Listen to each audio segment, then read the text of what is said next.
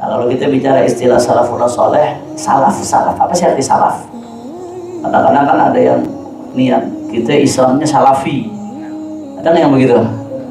Nah, Islamnya salafi, ente nggak salafi, nggak ngikutin jalannya salaf. Yang tahlil dibid'ain, yang maulid dibid'ain, yang tawasul dimurtad-murtadin, disyirik-syirikin, ngakunya ngikut jalan salaf. Sebenarnya apa sih arti kata salaf? Nah, salaf di sini tergantung salafun saleh. Salaf itu secara bahasa artinya orang yang telah melampaui kita, yang telah mendahului kita, salaf. Ya, ini orang yang salif di zaman ini salif. Zaman salif itu zaman yang udah lampau. Salaf itu artinya secara bahasa orang yang udah ngeduluin kita. Kalau secara bahasa berarti bapak kita salaf apa kagak? Salaf, ngeduluin kita. Kakek kita salaf apa kagak? Salaf. Cuman memang secara istilah ada 3. Kalau kita bicara istilah umumnya ahli hadis, kemudian umumnya ulama akidah. Kalau nyebut istilah salaf di kitab-kitab umum nih, berbagai fan disiplin keilmuan Islam, kalau disebutin istilah salaf, berarti yang dimaksud di situ al-qurun tsalasatul ula, 3 abad pertama, yang dikatakan oleh Rasulullah SAW, khairul qurun qarni, thumma alladhina yalunahum, thumma alladhina yalunahum. Kata Rasulullah, generasi terbaik abadku, kemudian abad berikutnya, kemudian abad berikutnya. Jadi generasi Rasulullah, sahabat, tabi'in masih salaf, tabi'in masih salaf, sampai ujung abad ketiga itu masih disebut salaf. Ini istilah di umumnya kitab tauhid, kitab hadis. Kalau disebut salafun saleh itu maksudnya. Assalamualaikum warahmatullahi wabarakatuh. Waalaikumsalam warahmatullahi wabarakatuh. Alhamdulillah rabbil alamin wa bihi nasta'in ala umuri dunya waddin. Allahumma fassalli wa sallim wa barik wa karrim wa majjid wa azim ala sayyidina wa habibina wa syafi'ina wa nuri qulubina Muhammad. Al-Fatih lima ughliqa wal khatimi lima sabaq, nasiril haqqi bil haqq wal hadi ila siratil mustaqim, wa ala alihi wa sahbihi haqqa qadrihi wa miqdarihi al-azim. Ya fattahu ya alim, amma ba'd. Yang sama-sama kita hormati dan kita muliakan para asatidz, para tuan-tuan guru, para kiai, para tokoh masyarakat, bil khusus sahibul bait muhtaram wal mukarram akhina Miftah. Begitu pula tidak lupa guru kita Ustaz Maulani, na'am, dan semuanya, juga saudara saya Haji Irul, dan semuanya tidak saya sebutkan satu persatu tanpa mengulangi rasa hormat saya kepada beliau semua. Kita doakan mudah-mudahan guru-guru kita Allah panjangkan umurnya, Allah sehatkan badannya, Allah jaga zahir batinnya, Allah menangkan perjuangannya. Amin ya rabbal. Dan salam penghormatan yang paling istimewa saya hadiahkan kepada hadirin hadirat, muslimin muslimat, baik yang hadir secara langsung atau yang menyaksikan melalui media. Kita semua angkat tangan, kita minta sama Allah, mudah-mudahan dengan keberkahan majelis ilmu kita gak keluar dari tempat ini kecuali semua dosa kita diampuni oleh Allah. Yang sakit Allah angkat penyakitnya, Allah sehatkan badannya. Semua yang hadir dilapangkan rezekinya, diberkahi kehidupannya. Amin ya rabbal alamin. Alhamdulillah, sebuah kebanggaan, sebuah kebahagiaan, sebuah kehormatan bagi saya untuk bisa hadir di majelis Miftahul Abidin, kunci untuk mereka para hamba-hamba yang sedang menempuh jalan ibadah kepada Allah Subhanahu wa Ta'ala. Ini Haji Irul ngerayunya udah 2 tahun. Ngerayunya udah 2 tahun.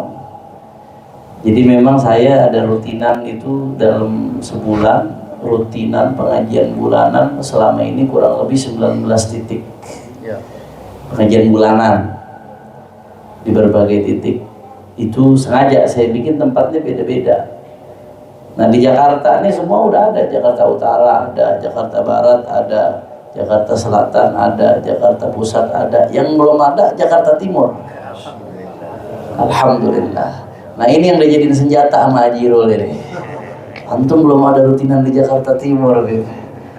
Nah, subhanallah, setiap Selasa pertama ini biasanya anak kalau pagi di Kebayoran Baru pengajian ibu-ibu dan ustadzah-ustadzah, sore di Poltangan As-Sa'adah Haji Al-Atiyatul Haniyah Habib Ali bin Hasan Al-Attas. Biasanya habis Isya di Darul Mustafa Tanjung Barat, karena memang saya punya hubungan kekerabatan. Habib Muhammad Aceh itu suami dari saya punya bibi, beliau guru saya, jadi memang ada utang luar biasa jasa beliau. Anak ngajar Darul Mustafa. Biasanya Darul Mustafa tuh habis dari Poltangan ke Darul Mustafa tuh dekat sebetulnya, 5 menit sampai. Cuma di Darul Mustafa kita nunggu dulu jam setengah 9 baru ngajar. Nah, Anda bilang sama Haji Irul sama Ustaz Miftah, ini kalau bisa dimajuin habis maghrib Darul Mustafa, saya mau tuh di Cipinang jam 9 malam. Alhamdulillah mereka mau dimajuin habis maghrib. Alhamdulillah. Jadi insya Allah setiap hari Selasa pertama, insya Allah biidznillah, setiap hari Selasa pertama mulai ba'dal Isya, ya saya datang kira-kira bangsa setengah 8 jam 9 sampai sini insya Allah. Kita akan ngaji di majelis ini, ngaji kitab Tanbihul Mutarrin. Tanbihul Mutarrin ini yang nulis Al-Imam Sidi Syekh Abdul Wahhab Sya'rani Al-Qutb As-Samadani Al-Qutb Ar-Rabbani, ulama besar dari Mesir. Luar biasa. Syekh Abdul Wahhab Sya'rani ini, beliau salah satu daripada muridnya Syekhul Islam Zakaria Al-Ansari, pengarang Manhajut Thullab Fathul Wahhab. Pernah suatu saat Sidi Syekh Abdul Wahhab Sya'rani, gurunya banyak. Syekh Abdul Wahhab Sya'rani gurunya orang-orang besar, orang-orang top. Pernah suatu saat Syekh Abdul Wahhab Sya'rani ini ngaji di majelisnya Syekhul Islam Zakaria Al-Ansari. Kata Syekh Abdul Wahhab, beliau sendiri yang cerita ketika nyebutin mana ke Syekhul Islam Zakaria Al-Ansari, beliau sendiri yang cerita. Syekh Abdul Wahhab Sya'rani cerita, waktu lagi puyeng kepalanya, pusing berat, puyeng, udah nggak kuat mau ngaji. Akhirnya karena guruannya udah datang, mau nggak mau dia mesti keluar dah ngaji, dah lagi sakit nih berat. Subhanallah, Syekhul Islam Zakaria Al-Ansari ngelihat dari gelagat-gelagat ini Abdul Wahhab Sya'rani ada yang beda nih. Ini kenapa muridnya ini Abdul Wahhab Sya'rani? Ditanya, wahai Abdul Wahhab, ini kenapa? Ada apa yang beda dengan muka ente di hari? Kata Syekh Abdul Wahhab, ya Syekh, ana al-usibtu bisuda. Aku pusing berat, yang berat luar biasa. Akhirnya kata Syekhul Islam Zakaria Al-Ansari, kan di majelis nih, di majelis ilmu. Kata Syekhul Islam Zakaria Al-Ansari, inwi bihudurika fi majlisil ilmi asyifa. Ente niatin nih, ente sekarang duduk ngaji di majelis ilmu, niatin biar dikasih sembuh sama Allah Subhanahu wa Ta'ala. Akhirnya kata Syekh Abdul Wahhab Sya'rani, seketika saya merenung, saya tancepin niat yang disuruh ke guru saya. Ada di majelis ilmu niatnya syifa, niat sembuh. Ya. Begitu saya tancepin itu niat seketika di benak saya, fazala sudah fil hal. Seketika itu rasa sakit dihilangin oleh Allah Subhanahu wa Ta'ala. Nah, jadi kadang-kadang jangan kita pusing dijadiin alasan buat nggak hadir majelis. Nah, justru ini yang kita ngaji kita di Syekh Abdul Wahhab Sya'rani, beliau cerita begitu sakit justru sembuhnya gara-gara hadir majelis. Maka majelis ilmu itu tempat mawatinul ijabah, tempat diijabahnya doa-doa Allah Subhanahu wa Ta'ala, karena dia merupakan salah satu daripada taman-taman surganya Allah Subhanahu wa Ta'ala. Niatin yang sakit niatin biar sembuh. Yang lagi sumpah hatinya niatin biar girang. Yang ada masalah niatin biar gampang masalahnya. Yang punya anak bangor, bandel gitu bisa diatur, niatin biar anaknya jadi orang baik. Majelis ilmu itu yutawassal bihi. Bukan hanya ulamanya, bukan hanya syekhnya yang hadir di situ, majelis itu sendiri. Bahkan tawassul dengan majelis seperti ini termasuk tawassul bila amal salihah, tawassul dengan amal saleh yang disepakati kebolehannya oleh umat Islam sesuai yang diceritakan oleh baginda Nabi besar Muhammad Sallallahu Alaihi Wasallam. Makanya lurusin tuh niat kita. Nah, saya nggak mau panjang lebar. karena di pertemuan pertama kita langsung masuk aja bitabarruk, kita baca mukaddimahnya Syekh Abdul Wahab Syarani panjang. Mungkin mukaddimah nggak bakal sekali selesai, tapi mungkin bisa 2 kali baru selesai mukaddimahnya nih. Permulaan prolog, mukaddimah prolog, pembuka dari Syekh Abdul Wahab Syarani baru selesai mungkin 2 pertemuan dan mudah-mudahan insya Allah di awal kita niatin nih, karena ini pertemuan pertama kita niatin bibarakat surat Al-Fatihah dan bibarakat dari Sidi Syekh Abdul Wahab Syarani. Mudah-mudahan di majelis istiqamah insya Allah, mudah-mudahan kajian ini dikasih keberkahan oleh Allah, dan mudah-mudahan kita bisa amalkan isi dalam kitab ini insya Allah. Al-hadhihi niyah Al-Fatihah. Bismillahirrahmanirrahim. Alhamdulillahirabbil alamin. Ar-Rahmanir-Rahim. Maliki yaumiddin. Iyyaka na'budu wa iyyaka nasta'in. Ihdinas siratal mustaqim. Siratal ladzina an'amta 'alaihim ghairil maghdubi 'alaihim waladdallin. Bismillahirrahmanirrahim. Fala taghurrannakumul hayatud dunya wa la yaghurrannakum billahil gharur. Alhamdulillahi rabbil alamin. Wa usalli wa usallimu ala sayyidina Muhammad wa ala sairil anbiya wal mursalin wa ala alihim wa sahbihim ajma'in, wa aqul subhanaka la ilma lana illa ma 'allamtana innaka antal alimul hakim. Wa ba'du, fa hadha kitabun nafis saghirul hajmi kabirul qadri dhammantuhu jumlatan salihatan mimma kana alayhi as-salafus salihu min sifati muamalatihim ma'a Allah ta'ala wa ma'a khalqihi. وحررته على الكتاب والسنة تحرير الذهب والجوهر، وذلك بحسب فهم حال التأليف، فهو كالكتاب المسمى المنهاج للإمام النووي في الفقه.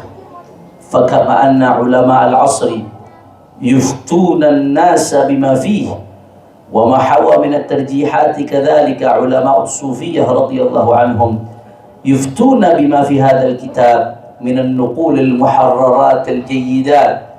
فإني شيدت أخلاقه بأفعال السلف الصالح من الصحابة والتابعين والعلماء العاملين رضي الله عنهم، وبما من الله تعالى علي بالتخلق به أوائل دخولي في طريق محبة القوم، خوفا أن يقول بعض المتعنتين كيف يأمرنا فلان بأخلاقكم وهو نفسه لم يقدر على هذه الأخلاق. Ahibahil kiram, mungkin saya nggak terjemahin huruf per huruf karena nggak semuanya megang kitab. Kalau ngajinya sama kita sama santri, mesti satu huruf diterjemahin tuh. Karena yang megang kitab hitung jari. Kalau saya terjemahin satu huruf per huruf, ini tidur semua yang belakang nanti. Jadi kalau terjemahkan secara kalau ada kata-kata yang perlu diterjemahkan per huruf, nanti akan kita terjemahkan per huruf insya. Jadi metode ngajar saya begitu. Kalau sama santri atau sama asatid yang emang megang kitab semua, harus huruf per huruf, harfan. Kayak orang pasaran, kayak orang ngaji satu-satu gitu. Tapi kalau sama masyarakat, sama umat yang hadir nggak megang kitab, kita jelaskan substansi daripada apa yang disampaikan oleh para ulama, insya Allah. Begitu mulai, kata Syekh Abdul Wahab Syarani, setelah hamdalah salawat kepada Rasulullah. Saya nggak perlu jelaskan lagi tentang hamdalah salawat, udah banyak yang jelaskan. Maka beliau mengatakan ini kitab-kitab yang berharga, ada kitabun nafis. Shaghirul hajm, ini kitab cuma 1 jilid, nggak berjilid-jilid, kecil, tapi kabirul qadr, tapi isinya gede, besar. Kenapa dia isinya luar biasa besar? Karena di dalamnya beliau memasukkan jumlatan salihatan mimma kana alaihi as-salafus salih.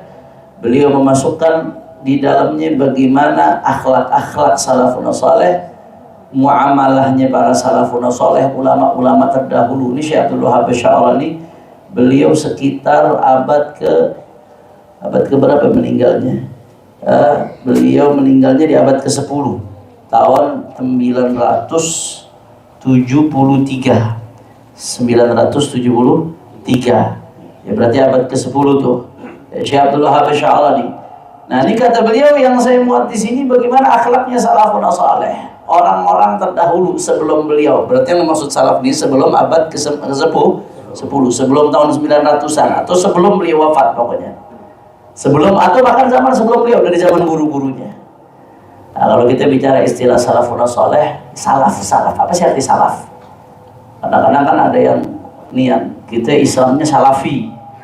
Ada yang begitu? Nah, Islamnya salafi, ente nggak salafi, nggak ngikutin jalannya salaf. Yang tahlil dibid'ain, yang maulid dibid'ain, yang tawasul dimurtad-murtadin, disyirik-syirikin.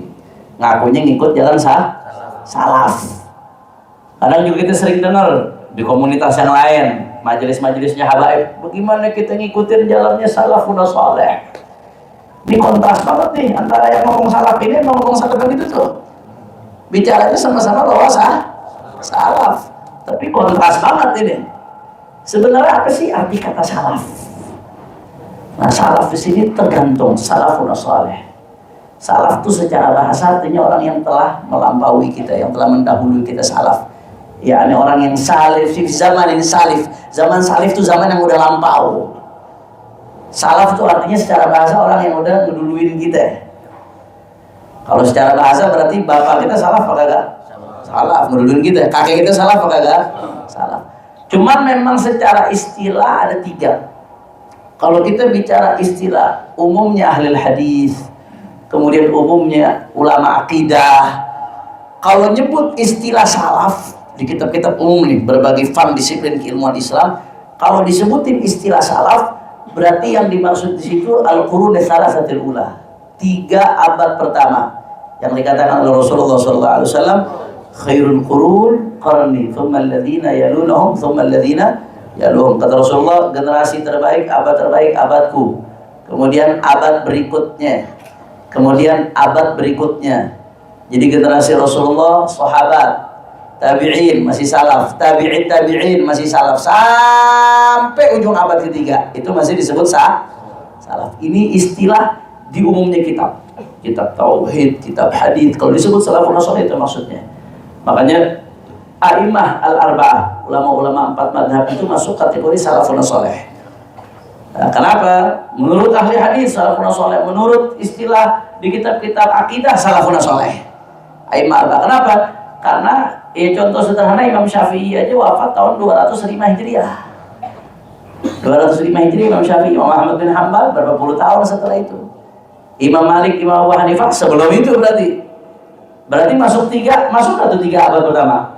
Masuk. Makanya menurut perspektif ilmu hadis, perspektif ilmu akidah dan berbagai disiplin ilmu lainnya, Imam Syafi'i, a'imah arba'ah masuk kategori ulama apalagi Imam Hasan Basri, apalagi Imam Sufyan Ats-Tsauri, apalagi Imam Laits dan lain sebagainya masuk tuh. Pokoknya 3 abad pertama. Tapi ada sebagian orang, sebagian uruf, ini uruf khas. Contohnya di Thariqat Sa'ad al-Alawi, ada sebagian yang memaksudkan kalau nyebut salaf itu ma qabla Imam al-Haddad, Imam Haddad dan sebelumnya. Itu yang maksud salaf. Ini uruf khas, ini istilah khusus Thariqat Sa'ad al-Alawi radhiyallahu anhu. Ada lagi yang ketiga, kalau disebut salaf, ya mutlak, pokoknya siapa yang sebelum kita salaf, sama kayak secara bahasa. Dan ini kebanyakan yang kita pakai di ceramah-ceramah kita. Habib Ali Kuitang gitu bilang salaf, kita ngikutin salaf kita deh. Bagaimana Habib Ali Kuitang? Bagaimana kita lihat Ki Abdullah Syafi'i? Bagaimana kita lihat Habib Husain Ali Idrus Suara Batang? Bagaimana? Padahal tuh kalau melihat definisi yang awal masuk nggak salaf? Nggak masuk. Definisi yang kedua masuk nggak salaf? Nggak masuk. Dia mutakhirin belakangan. Tapi karena ngeduluin kita, siapapun yang ngeduluin kita berarti bagi kita adalah salaf soleh. Jelas apa kagak? Salaf soleh, ada embel-embel solehnya. Karena nggak semua orang yang ngeduluin kita itu soleh.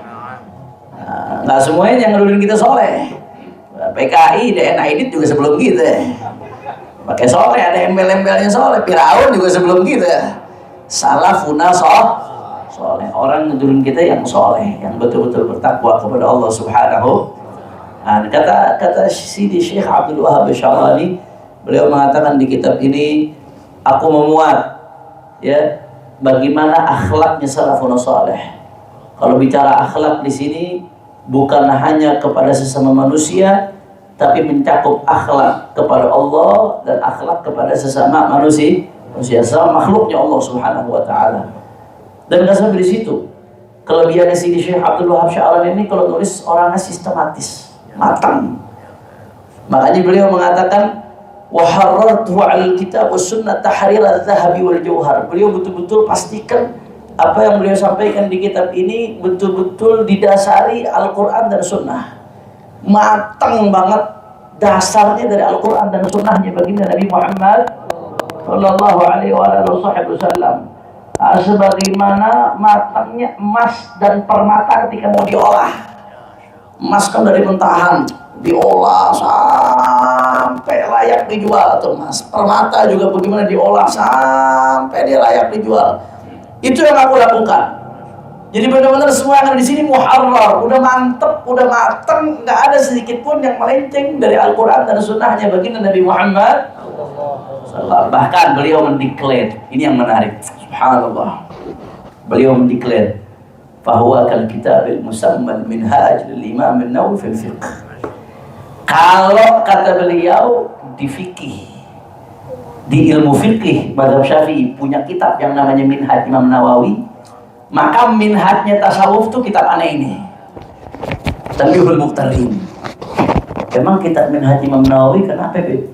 Kitab Imam Nawawi itu julukannya Minhajut Talibin. Dia kalau nggak pakai syarah cuma 1 jilid, tapi isinya luar biasa. Kita waktu di Ahqaf itu jadi pelajaran di Ahqaf, kita belajar kitab itu. Ahqaf ini kombinasi antara kuliah dengan pondok. Jadi kita ngaji minhaj itu, kalau di kampus kan biasanya kalau nggak belajar tematik, maudhu'i. Kalau ini enggak, kalau khusus ngaji fikih minhaj itu huruf-huruf dibahas. 3,5 tahun kita ngaji kitab minhaj di Ahqaf, per minggunya 6 jam sampai 7,5 jam per minggunya. Ngajinya 3,5 tahun baru kelar. Per minggunya 6 jam atau 7,5 jam. Tuh SKS-nya paling gede tuh minhaj tuh. Orang kuliah-kuliah atau SKS-nya paling gede minhaj. Emang isinya apa sih itu kitab itu? Kitab fikih. Judulnya Minhajut Talibin wa Umdatul Muftin. Itu adalah jalan bagi mereka yang mau nyari ilmu fikih, wa Umdatul Muftin, dan rujukan dalam fatwa.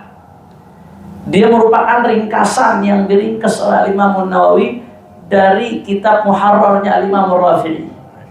Muharrar al-Imam Rafi'i ngeringkas dari Al-Wajiz wal Wasit wal Basit dari Al-Imam Al-Ghazali. Al-Imam Al-Ghazali ngeringkas lagi dari ulama sebelumnya, terus sampai ke Imam Syafi'i.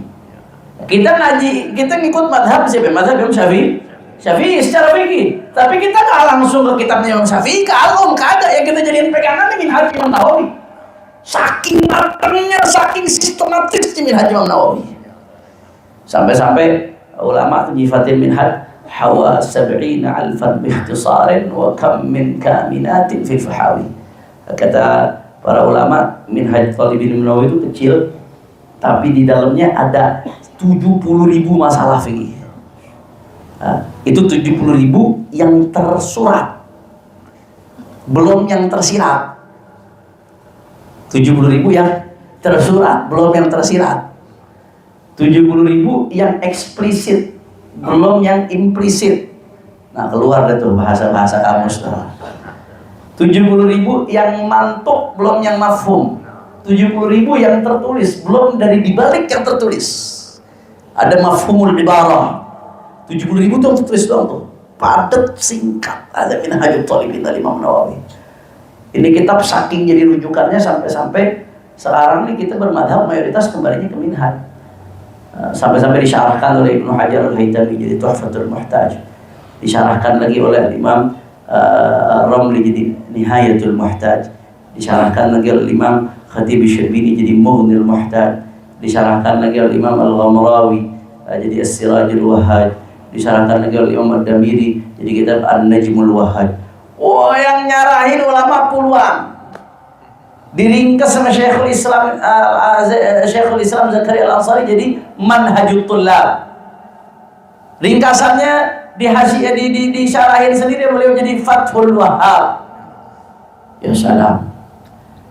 Kiai-kiai ngaji Fathul Mu'in, betul apa enggak? Pada ngaji Fathul Muin tuh. Fathul Muin yang ngarang Al-Malibari. Al-Malibari itu muridnya Ibnu Hajar yang ngarang Syarah Minhaj. Ujung-ujungnya ke Minhaj juga. Bahkan sebagian ulama yang menguasain Fathul Bari, yang menguasain Fathul Muin itu kalau ditelusuri mirip-mirip seolah-olah kayak ringkasan syarahnya Minhaj, syarah ringkasannya Tuhfah. Karena banyak pembahasan-pembahasan yang diambil di Fathul Muin dari kitab Tuhfah.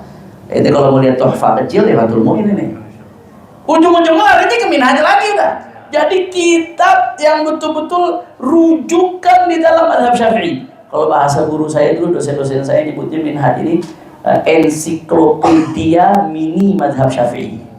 Jadi kalau kita mau tahu aqwal madhab, wujuhul ashab, aqwal madhab dalam mazhab Syafi'i, ensiklopedia mini itu Minhajul Talibin. Udah nih inti mazhab Syafi'i itu ada di situ dah. Top.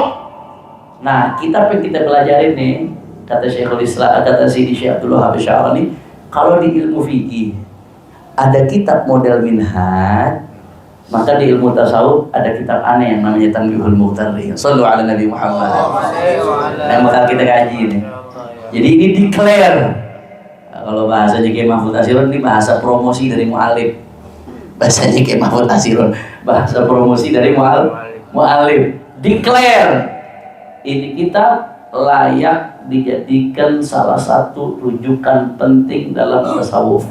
Bahkan kalau kata-kata di sini kata Sidi Syekh Abdul Wahab Sya'rani, fakama anna ulama al-'asr yuftuna an-nasa bima fihi wa ma hawa min at-tarjihat kadzalika ulama as-sufiyyah radhiyallahu anhum yuftuna bima fi hadzal kitab min an-nuqul al-muharrarat al-jayyidat. Kata Sidi Abdul Wahab Sya'rani, kalau ulama-ulama di zaman ini mereka mau fatwa fikih, maka fatwanya pasti isi kitab Minhaj. Yang dijadikan rujukan fatwa itu isi kitab Minhaj. Itu kalau ulama fikih ngelakuin itu, maka ulama tasawuf nanti kedepannya akan berfatwa dalam tasawuf melalui kitab aneh kata beliau. Kitab Tanbihul Muqtarri. La ilaha illallah. Mau nikmat ini kitab. Beliau katakan, fa inni syayyadtuhu, aku telah bangun bangunan daripada kitab ini. Aku isinya dengan apa? Akhlak bi af'alis salafus saleh, dengan perbuatannya para salafun saleh. Isinya kitab ini bagaimana akhlaknya sahabat, bagaimana akhlaknya tabi'in, bagaimana akhlaknya para ulama al-amilin. Dan beliau yang menarik nih, dan aku cerita bima manallahu ta'ala alayya bitakhalluq bihi awaila dukhuli fi tariq muhabbatil qawm. Dan aku masukkan di sini bagaimana anugerah yang Allah berikan kepadaku sehingga ada pencapaian akhlak yang bisa aku lakukan. Beb, Syekh Abdul Wahab Sya'rani kok sombong sih? Nyeritain dirinya sendiri. Bagaimana ceritanya tuh? Kalau tadi kan bagus nyeritain orang-orang dulu salafun saleh, ulama, amilin dan lain sebagainya. Lah ini kok beliau nyeritakan diri kita sendiri, dirinya sendiri. Bagaimana ceritanya?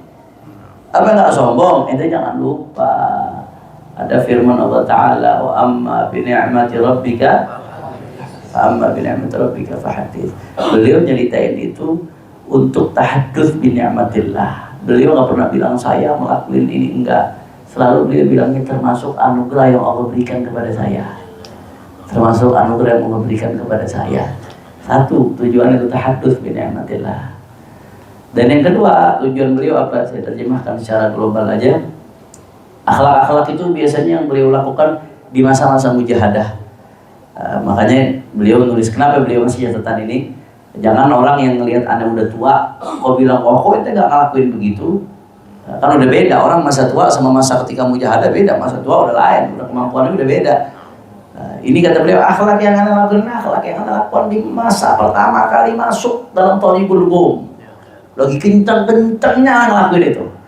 Tujuannya buat apa? Salah satunya beliau menyebutkan karena beliau nggak pengen nyebutin sesuatu di kitab ini kecuali memang sesuatu yang beliau udah lakuin. Jadi ngamalin, nggak ngajarin kecuali apa yang udah diamalin. Bukan omdo, bukan ngomong doang. Urusan tasawuf kalau teori gampang, tapi kalau bicara praktek, la ilaha illallah, nggak gampang ya.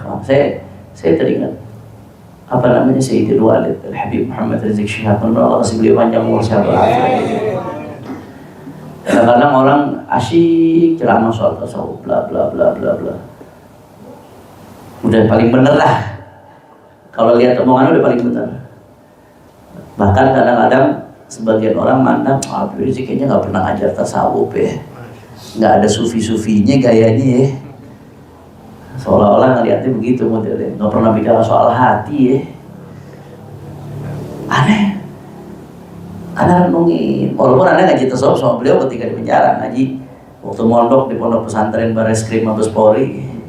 Ada yang mau mondok di situ? Kalau ada yang mau daftarin nih, gratis. Waktu mondok di situ kita ngaji Tajul Arus Al-Hawi li Tahdhibin Nufus karya Imam Ibn Athaillah. Sahabat Nabi subuh beliau ngajar itu. Itu kitab sulit, tapi sama beliau bahasanya dipermudah sampai tahanan-tahanan pada bisa.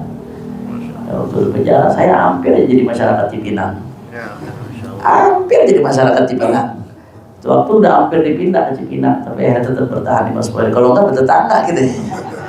Cuman nggak bisa ketemu bertetangga. La ilaha illallah. Saya lihat ada orang bicara tawakal masih bab teori. Tapi saya lihat di diri beliau tawakal praktek bukan di saat ketika di sekitarnya ada 10.000, 20.000 orang, tapi ketika berada di titik nol, titik nadir. Ketika saat itu beliau pulang dari Saudi disambut jutaan orang. Nggak lama kemudian masuk penjara. Habis masuk penjara, sebelumnya 6 syuhada dibunuh. Habis dibunuh 6 syuhada, masuk penjara. Itu setelah teror apa segala macam, bertakut-takutin apa segala macam. Nggak lama setelah masuk penjara, FPI bubar, dibubarin. Nggak lama setelah FPI bubar,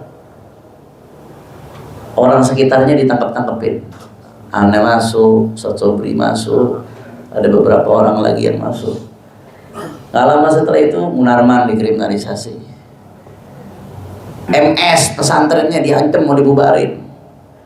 Ini kan titik nadir banget. Sekarang rame datang silaturahmi lebaran, tuh lagi itu pada kabur semua. Barang satu yang orang udah ngadang berani nongol tuh waktu, boro-boro nongol pada kagak berani. Emang genting banget, saya maklumi. Saya nggak mengatakan fulan alam berkhianat, nggak, saya maklumi. Nongol pada kagak berani. Emang mencekam banget tuh waktu keadaannya, betul apa kagak? Kita tahu ini pas lagi di penjara, di bawah, di balik jeruji besi. Tuh waktu kamar kita masih ada CCTV taruh dalam kamar kalau kita. Tahanan-tahanan lain nggak ada, kalau kita di dalam kamar ada CCTV. Itu beliau ngomong apa ya? Abang nggak takut kalau sampai di penjara lagi, dibunuh. Ini kalau ngomong ini di depan di atas mimbar gampang. Ini ngomongnya lagi di balik jeruji besi dalam keadaan yang udah kita di titik nadir. Abang nggak takut kalau sampai di penjara lagi, nggak takut kalau sampai dibunuh, nggak masalah. Yang sampai apa takut itu kalau sampai kita berhenti amar ma'ruf nahi munkar, Allah nggak pilih kita lagi buat jadi pejuang amar ma'ruf nahi munkar. Ini tawakal sudah, bukan teori, ini tawakalnya. Nggak ada goyang, ini bukan teori. Ini sabar, pelajaran sabar di kitab-kitab, ini prakteknya nih. Ini pelajaran bagaimana mahabbatullah, roja berharap dari Allah dan takut kalau sampai dapat murka Allah. Ini praktek bukan teori, saudara. Makanya kata Sidi Abdul Wahab Sya'rani, di antaranya kenapa nih? Beliau ceritain apa yang beliau lakuin. Bukan buat pamer, bukan buat apa, beliau pengen nunjukin aneh nggak ngajarin ini kecuali aneh yang praktekin duluan sebelum yang lain. Aneh yang ngelakuin duluan. Lisanul hal afsah min lisanil maqal. Perbuatan itu lebih fasih di dalam memberikan nasihat daripada perkataan. Orang ngomong apa mulut berbusa, tapi perbuatannya berseberangan sama ucapannya nggak dipakai. Man lam yanfa'ka lahwuh lam yanfa'ka lafwuh. Orang yang kalau kita lihat, kita nggak ngambil manfaat dari dia, kata-katanya nggak bisa kita ambil, saudara. Tapi kalau orang yang kita udah ngeliatnya aja udah ngedapetin kita sama Allah. Minal ladzina idza dzukirallah. Sebelum dia nasihatin kita tentang sholat, kita udah lihat sholatnya dia bagaimana. Sebelum dia nasihatin kita tentang takut sama Allah, kita udah lihat bagaimana takutnya dia sama Allah. Sebelum dia nasihatin kita tentang istiqamah, kita udah lihat istiqamahnya bagaimana, saudara. Kalau udah begitu, da'wa lisanul hal aslah min lisanil maqal, perbuatan lebih fasih di dalam memberikan nasihat kepada orang-orang daripada perkataan. Kira-kira sampai sini jelas beragak nih. Makanya di sini saya baca tabarukan, falidzalika kata beliau, sarrahtu bi katsirin min al-akhlaq allati manna Allah ta'ala biha 'alayya duna aqrani biqawli wa hadha khuluqun gharib lam ajid man takhallaqa bihi fi hadha az-zaman ghairi tanbihan lis-sami'in wa ala takhalluqi bihi wa annani ma da'awtuhum ila takhalluq bihi illa ba'da takhalluqi bihi. ولولا ذلك لكان الأولى بنا كتم ذلك عن الإخوان كبقية أعمالنا التي لم نرى من يطلب الاقتداء بنا فيها إذ لا فائدة في ظهر الأعمال إلا لأحد شيئين إما ليقتدي الناس بالعبد فيها وإما ليظهرها من باب شكر الله تعالى لا غير.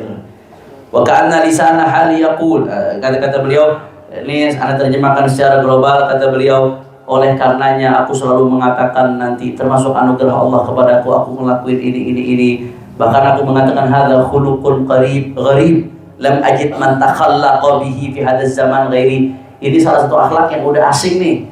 Aku udah lihat nih yang aku lakuin ini orang zaman sekarang udah nggak ngelakuin lagi. Kadang-kadang ntar beliau bercerita, banyak cerita begitu di kitab.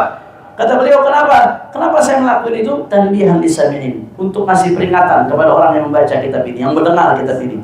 Ala takhalluqi bihi, bahwasanya aku udah ngamalin. Wa annani ma da'utuhum ila takhalluq bihi illa ba'da takhalluqi bihi, dan bahwasanya aku enggak ngajak mereka kecuali aku duluan yang ngamalin. Sallu ala Rasulillah. Kata beliau, kalau bukan karena tujuan itu, enggak ada kepentingan saya. Saya enggak ada kepentingan buat cerita apa yang saya lakukan kalau bukan karena tujuan itu. Karena kata beliau, illa faidata fi dzal a'mal. Enggak ada manfaat kita nunjukin amal kita illa li ahadi syai'in, kecuali untuk salah satu dari dua hal. Kalaupun harus amal kita ketahuan orang, kalaupun harus menyembunyikan amal, bagus. Tapi kalaupun harus ada ulama yang amalnya ketahuan orang, untuk apa? Imma liyaqtadiyan nasu bil 'abdi fiha, supaya diikutin. Au wa imma liyuzhiraha min babi syukri lillahi ta'ala, atau kalaupun harus nampak amalnya karena bentuk syukur kepada Allah. La ghair. Salah satu dari dunia, ada tujuan lain, kata beliau. Maka wa ka'anna lisana hali yaqul likulli muta'annitin unzur ya akhi fi akhlaqi fama wajadtani ya akhi mutakhalliqan bihi fatakhallaq bihi wa ma baqiya laka 'udhrun wa ma lam tajidni mutakhalliqan bihi fa 'udruka fihi. Kata Syekh Sayyidi Abdul Wahhab Asy-Sya'rani, ya seolah-olah nih aku ketika cerita itu aku pengen ngomong, Anda dari tadi ngomong tentang akhlak ini karena Anda udah ngamalin. Maka kalau Anda udah ngamalin, ente gak ada alasan buat ngamalin. Buktinya Anda bisa. Seolah-olah pengen ngomong begitu tuh. Kecuali kalau Anda gak bisa ngamalin, ya terserah deh. Ente gak mau ngamalin, Anda maklum, Anda aja gak bisa, apalagi ente. Jelas apa kagak? Faham ya? La ilaha illallah. Kemudian, wa katsiran ma uqarrirul khalqa miraran bi'ibaratin mukhtalifatin iktida'an bil Qur'anil 'azim. وبصحيح الإمام البخاري وغيره من كتب الأدلة وبيانا للاعتناء بشأن ذلك الخلق وكثرة تساهل الناس بتركه كما أقول في بعض الأوقات وهذا الخلق قد صار غريبا في هذا الزمان ولا أعلم أحدا من أقراني تخلق به غيري إشارة لقلة من تخلق به الأقران لقلة من تخلق به. Ini kayaknya ada yang jatuh nih, ada yang kurang, coba lihat kita beda. Minal akron mungkin. Minal kan? Jadi kalau udah biasa ngaji, berasa ada yang jatuh nih kata-katanya, ada yang kurang. Minal akron. Di cetakanannya kurang min. Ada min di situ. Nah, minal akron. La izdira'an lil ikhwan kama qad yutawahham ma'adallah an aqsida mithla dzalik. Dan nanti kata beliau, nanti jangan kaget. Kalau selama saya ngulas di kitab ini, jangan kaget ada beberapa hal-hal yang saya ulang-ulang. Ada hal-hal yang saya ulang-ulang, saya tekenin, ada beberapa hal. Kenapa saya ulang-ulang gitu? Pertama, saya ngikutin Al-Quran Al-Azim. ada beberapa hal dalam Al-Quran yang diulang-ulang. Perintah untuk bertakwa kepada Allah, perintah untuk beriman, banyak ada Al-Quran. Banyak berulang-ulang. Kenapa? Saking pentingnya urusan iman.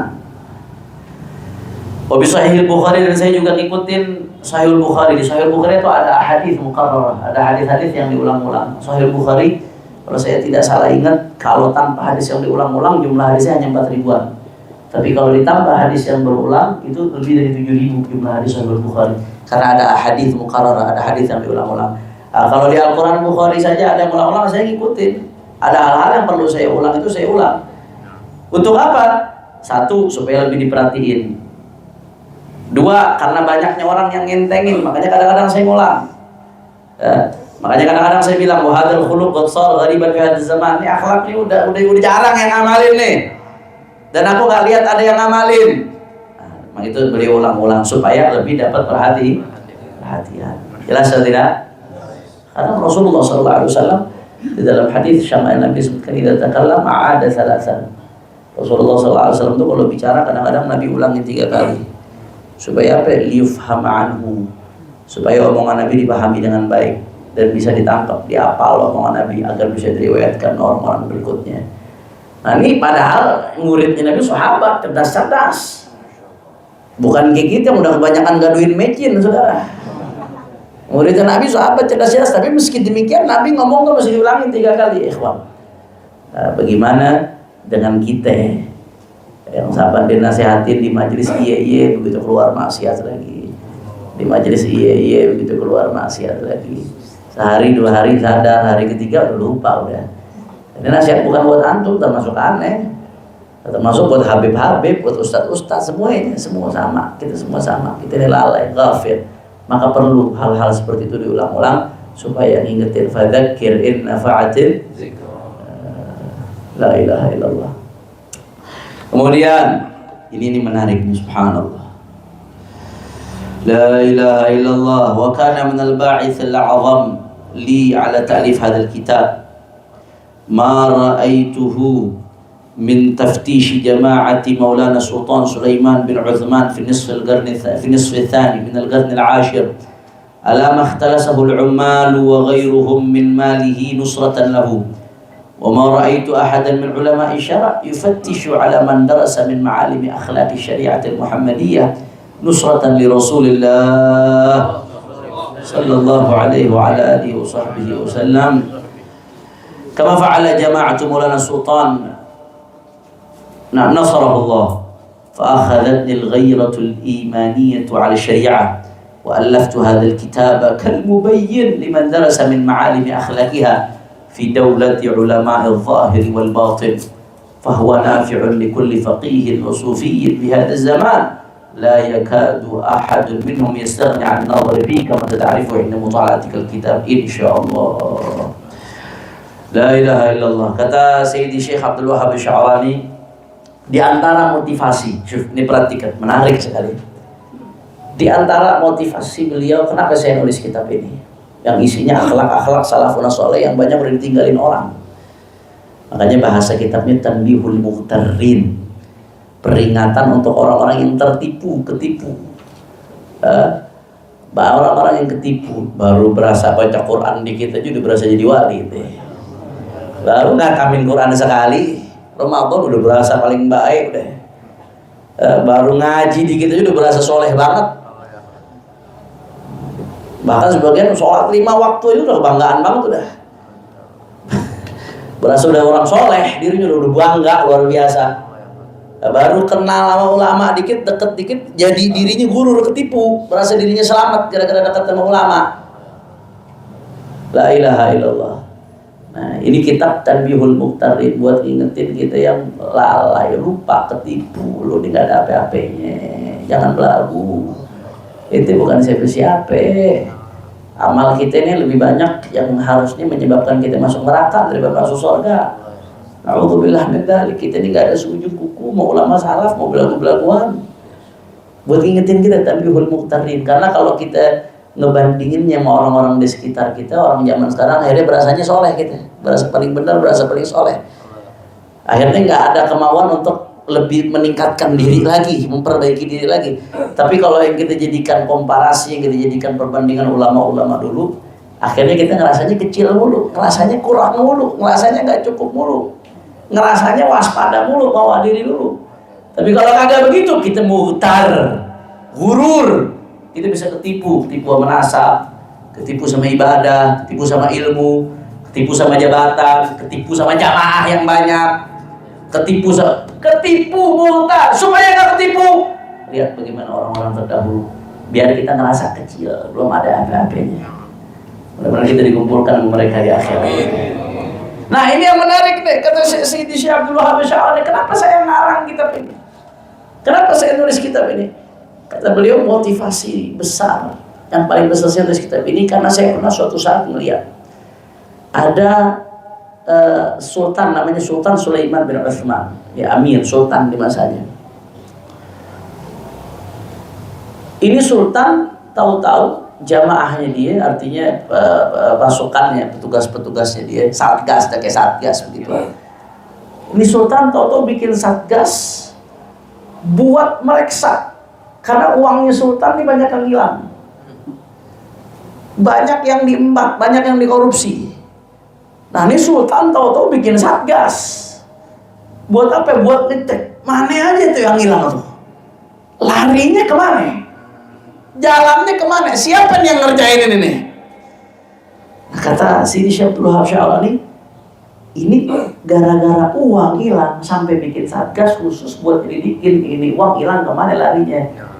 Kenapa kok, kata Sidi Syekh Abdul Wahab Sya'ani, ini banyak akhlaknya salafus saleh yang udah hilang, udah kan di zaman sekarang. Tapi kenapa nggak ada satgas yang nyariin? Kenapa tuh akhlak bisa hilang dari umat? Kenapa tuh perilaku baik bisa hilang dari umat? Kenapa nggak ada lagi yang ngamalin itu? Kalau urusan duit bisa, kenapa ini urusan buat bela Nabi SAW? Ngejaga akhlaknya Nabi, akhlak para salafun saleh yang hilang di tengah umat. Kok nggak ada satgasnya yang nyari ini, yang mendeteksi ini hilang di mana? Kata beliau, akhirnya fa'akhadatni al-ghairatul imaniyah ala syariah. Timbullah kecemburuan dalam hatiku. Kalau itu satgas bisa nyari apa saja yang hilang dari uangnya sultan, maka harusnya aku bisa nyari apa yang hilang di tengah-tengah kita dari akhlaknya salafun saleh, amalnya salafun saleh, sehingga kita bisa tuangkan di kitab ini, bisa kita sadarkan dengan harapan minimal, kalau belum bisa niru, minimal jangan mau getar, jangan ketipu, jangan merasa diri gede, jangan merasa diri paling besar, paling baik, paling alim. Minimal jangan ketipu. Insya Allah, la ilaha illallah. Dan beliau berharap ini kitab bisa bermanfaat kulli faqihin usufi, kepada setiap faqih, kepada setiap ahli fiqih, usufi, ahli tasawuf fi hadza zaman, di zaman itu khususnya, kata beliau. Dan saya kira menurut beliau setiap orang, setiap faqih sufi itu nggak bisa lepas dari kitab ini, kata beliau. La yastaghni an hadzal kitab, nggak bisa lepas dari kitab ini karena saking mutunya terhadap apa yang ada di dalamnya. Mudah-mudahan insya Allah dengan belajar kitab ini ke depannya, Allah nggak jadiin kita termasuk orang-orang yang ketipu. Mudah-mudahan kita termasuk orang-orang yang selamat dunia akhirat. Dan mudah-mudahan kita bisa niru akhlaknya salafun saleh. Minimal kita jangan sampai ketipu, mudah-mudahan. Dan mudah-mudahan berkah kitab ini semua hajat-hajat kita dikabulkan Allah. Keadaan kita dibikin lebih baik lagi insya Allah. Anak-anak kita, keluarga kita dibikin lebih baik lagi insya Allah. Lebih baik dunia, lebih baik akhiratnya insya Allah dua-duanya. Ala hadhihi niyah wa likulliyatin salihah. Thumma ila khususan si Syekh Abdul Wahab Sya'ani wa ila rusul walidatah muratus wa syekh wa ila rusul Nabi Hasan Bahar Syekh Muhammad bin Abdul Ghani wa ila Syekh Abdul Rahman wa ila hadrat Nabi sallallahu al-Fatihah. Bismillahirrahmanirrahim. Alhamdulillahirabbil alamin arrahmanirrahim maliki yaumiddin. Iyyaka na'budu wa iyyaka nasta'in ihdinas siratal mustaqim siratal ladzina an'amta 'alaihim ghairil maghdubi 'alaihim waladdallin. Dan saya terakhir minta baca Fatihah lagi buat guru saya, karena saya ngaji kitab ini ke guru saya Sayyidil Habib Al-Faqih Habib Ali bin Hasan Baharun di Dalwa. Dulu kita ngaji kitab ini saban Jumat sore. Jadi kalau Jumat tuh di Dalwa libur, dari Kamis siang libur sampai Jumat siang. Jumat biasa selalu masih kumpul di masjid baca sholawat. Ada kumpulan sholawat yang dikumpulkan oleh Sayyidina Habib Zain bin Ibrahim bin Sumaid setiap Jumat sore, karena Jumat sore itu sa'ah Fatimiyah. Jumat sore itu termasuk saat waktu-waktu yang diijabah doa oleh Allah Subhanahu wa taala, tapi orang banyak lalai. Banyak nggak merhatiin tuh Jumat sore. Nah, kita ngaji kitab ini sampai Jumat sore waktu itu sama Habib Ali. Tapi selama saya di Dalwa hampir 6 tahun, paling dapatnya cuma 10 halaman kali itu. Padahal ngajinya saban minggu, karena beliau satu baris itu bisa setengah jam ngejelasinnya. Satu baris. Kalau saya ngikutin model beliau di sini, urusannya nanti sampai saya punya cucu ke hatam-hatam. Soalnya ngajinya sebulan sekali, udah begitu pada bawa kitab lagi. Nah, jadi insya Allah kita mungkin sifatnya kalau yang harus diterjemahkan per kata, saya terjemahkan per kata. Kalau yang bisa dijelaskan secara global, kita terjemahkan secara global. Yang penting substansinya tersampaikan, maknanya tersampaikan. Maka saya minta barakah baca Fatihah buat guru saya, Al-Habib Ali bin Hasan Baharun, yang mengajarkan saya kitab ini. Mudah-mudahan Allah berikan beliau panjang umur, sehat walafiat. Begitu pula kakak-kakak beliau Syekhuna Abuya Habib Zain, Abuya Habib Hasan, Habib Segar, Habib Hussein, dan semua masyayikh dan lupa dakwah. Tidak lupa pula imam besar kita Sayyidul Habib Syekh, panjang umur, sehat walafiat insyaallah. Dan semua guru-guru kita Allah kasih panjang umur, sehat walafiat fi taatillah. Allah jaga zahir batinnya, Allah menangkan perjuangannya ala hadhihi al-fa